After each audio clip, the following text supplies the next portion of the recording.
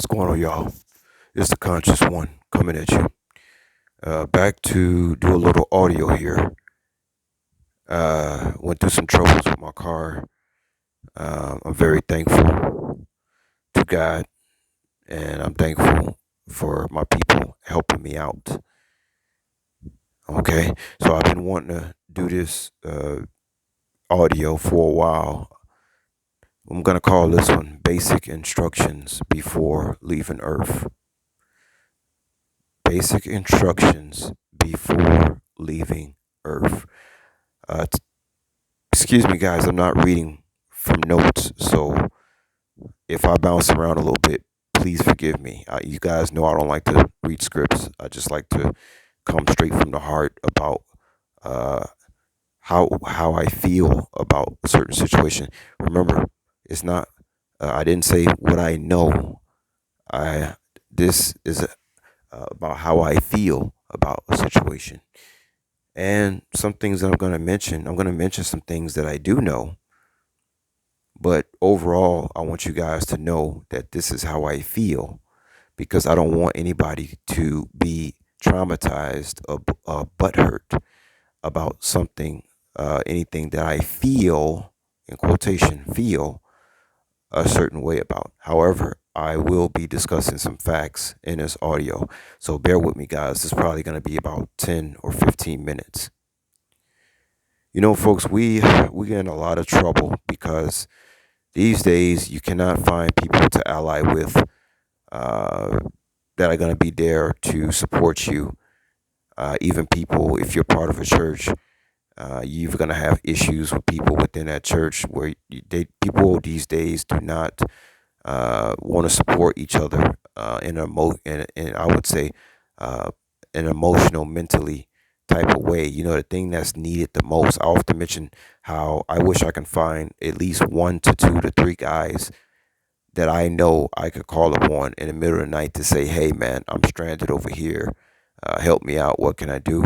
And notice, folks, that I'm not talking about money. I'm not talking about being able to call somebody up and ask for money. I'm talking about being able to call somebody to let you know whether you may or may need some help, whether it be mentally, emotionally, or we might help need getting your tire changed at some crazy hour in the morning. Because if a guy reached out to me and asked the same thing, I will be the first to raise my hand and say, "Yeah, yes, brother, you can call me anytime if you need some help." And all you really ask for is, well, me, just one or two or three people that you can call upon in that type of situation. Your brother, your black brothers or sisters. And for some reason, you just can't get that these days, folks. You just can't get that these days. But going back to the title, basic instructions before leaving Earth. This, of course, is the breakdown of what the word Bible means. Basic instructions before leaving Earth. Notice it is basic instructions, folks. Basic instructions before leaving Earth. Now, I want folks that leave scriptures on my comment section. I want those people to know that I was raised Jehovah's Witness, and I started reading the Bible at the age probably around 5 years old, and I started giving public lectures in front of audiences of 100 to 200 people uh, about the Bible. So I need people who leave me Bible quotes to understand that that is not the first time that I heard what you are telling me. A lot of people believe because they know a lot of scripture. They like to come off as if they are somehow higher than someone else without even asking that individual, do they have any kind of knowledge of the Bible? And one thing that I want the Bible zealots to understand is that the Bible is just one book. Do you know the Quran? Does these people who know the Bible know the Quran? Because there's an old saying that he who knows one book knows none. It's an old saying. Didn't come from me. That's just the old saying. And so again, folks, don't hate the messenger. I am just telling you how I feel, and I'm throwing a few facts in here as well. So hopefully, people who are listening to this can have discernment enough to know which things I'm having feelings about and which things that are actually facts. So I was talking to an individual, and I'm not going to mention that individual's name because I'm not trying to call anybody out or disrespect anybody. Because really, you don't know who people is out here, folks. You don't know what power is behind somebody. You don't know. And that's why I try the best I can do to stay humble in all situations that I possibly can. And so I was talking to this individual, and this individual said that I was becoming controlling because I was trying to tell the individual that we have to get to a point where we're not living by a book at some point. Perhaps it will be in God's new kingdom.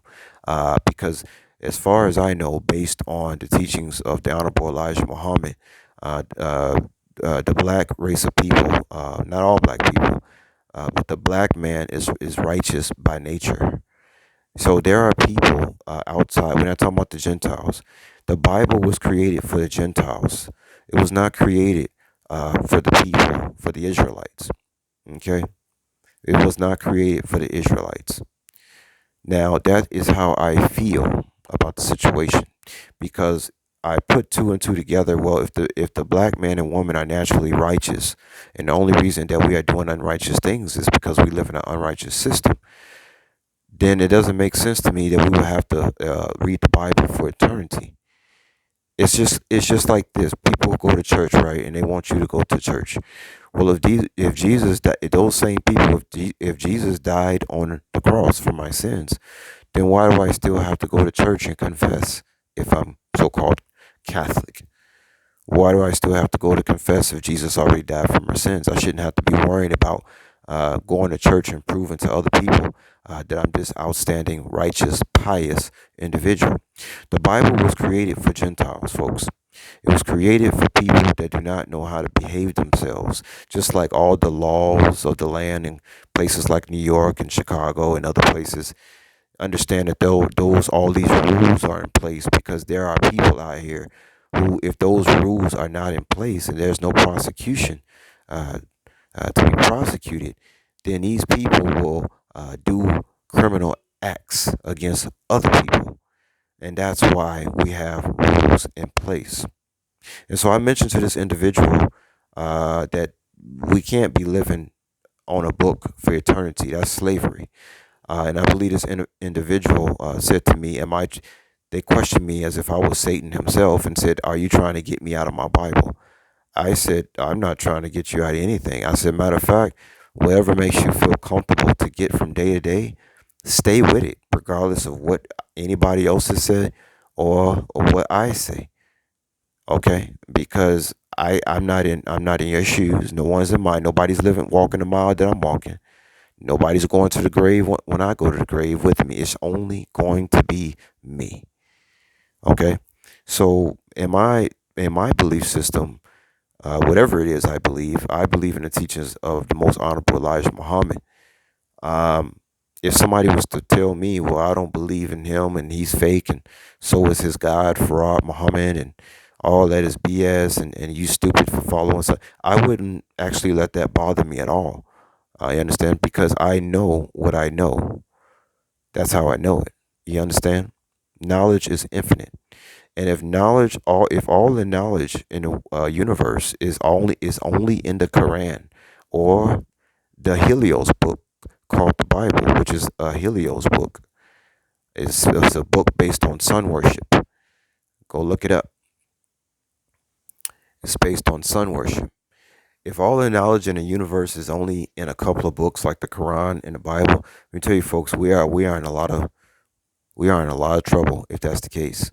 If all the knowledge of the universe is compacted in only two books. And we know it's not, because if that was the case, we would have a lot better world out here today than we have now. And shout out to Joe Smo. I know he's probably going to comment on this. So far, he's the only one like that has really, wholeheartedly agreed with most of the things that I'm saying. And there are others. There's Onaya. She's agreed with most of the stuff that I'm saying, and I thank her for everything she's done to support my cause. Okay. And so, yeah, just getting back to the point, folks. I want to say a few more things about the Bible. We know that the Bible, well, Elijah Muhammad called it a book of poison, because if you're not able to understand and have discernment about how it's been tampered and which scriptures have been tampered and which is not, then you're basically still lost, even though you're in the Bible. Like there are some parts in the Bible where it says Lord, and that Lord is actually talking about Baal. Uh, but in another canon, you'll look it up in the Strong's dictionary, and God will be talking about the righteous God, the Elohim. But then Lord in this scripture will be talking about another kind of God. By the way, folks, I first learned about the Strong's dictionary and how to decipher the Bible using it from a person called Nine Ninea. You guys might remember her, somebody I posted a lot on my YouTube channel. She is the first person that I learned that when I found out all these words in the Bible meant different things. And so you're going to have, when you got a situation like that, folks, you're going to have a lot of confused individuals because the Bible, there are a lot of contradictions. You can almost make that Bible say anything. You can make the Bible say anything you want to make it say it. I forget how many Christian sects are throughout the world, but I believe it's over 2,000 different types of Christianities, and they all believe that their God is the right God. How can we get anywhere, folks, when it's like that? We are obviously in a place where confusion is the God of the day, is confusion. You see, that's the God that I see out and about, is the God of confusion. And so I was trying to talk to the individual about this, and they started saying that I was controlling and I'm taking their kindness for weakness, which actually I thought that individual was taking my kindness for weakness. And then I brought up the fact that, I'm a man and that's how I'm going to talk. And said that a man is the head of the household. And this individual told me, well, that's in the New Testament, and that they believe that the New Testament was tampered with, and the old one, talking about the Torah, is the one we should be reading. So I asked the individual, I said, now, if you tell the average person walking about who has an IQ, let's say, I don't know, 145, that never read the Bible, if you told a person that you was all into the Bible and you knew all this stuff about scriptures and this and that, and a person is sitting there listening to you, and then you tell the person, but don't read this part of the Bible because it's been tampered with. Read this part of the Bible. Do you know that person would say that doesn't make any? We're talking about on an intellectual uh, basis here. That doesn't make any sense. You're telling me that this part of the Bible is not true, and then this other part of the Bible is. So it sounds like to me that these type of people, they make the Bible suitable to fit how they feel. Because then when you bring up something that they may be doing in the scripture, they'll say, "Oh, no, no, no, don't read that part. That was in the New Testament. That's off. You gotta no. I But so you're gonna deal with a book that part of it is wrong and the other part of it is right, but you're gonna go out and tell this intellectual individual that they should be reading this book for the entirety of eternity. Let me tell you, folks, 9 times out of 10, that intellectual person is going to think that you're crazy and that you don't actually have any um, principles as far as what you're trying to get them to do, which is to live by this book, which you yourself don't even believe in the book in its entirety. So if you have a book that you are reading out of and preaching to other people about, but you yourself do not follow the book in its entirety, I would say that's a little hypocritical. But I definitely wouldn't try to push a book like that onto anybody else unless I wanted people to think that something was wrong with me mentally. You understand what I'm saying? And another thing too, I can say, folks, is most people who spend a lot of time quoting the Bible, like throughout my life, and this is just my history, my story. Most of the people that I have known that love to tell you about the scriptures as if that they the only one that know about it, those people have usually always been the ones to be profane. I told you guys about this in another video. When I'm talking to people, like I mentioned to you guys, I've been reading the Bible since I was 5 years old. And you guess what? Every time I go into it again, I see something that I don't remember seeing before. So I just want to tell you folks that that do make comments to me about the Bible and stuff, understand that I have read the whole Bible and that I was forced to read the Bible by force. Not because I wanted to, but with a belt in my father's hand. You get it? And so I want to make that clear to you Bible zealots out there. Basic instructions before leaving earth. That's what it is. It's just basic instructions. It's not something that you are to be 100% your soul is into, especially since we know it's been tampered with. Perhaps when we get into the new kingdom, we will have another book made that is pure, that has not been tampered with, that we do not have to have this ultimate discernment to make sure that one part is telling us the truth in the book and the other part is a lie, and vice versa. I rest my case, folks. I hope y'all take care out there. All right? Peace.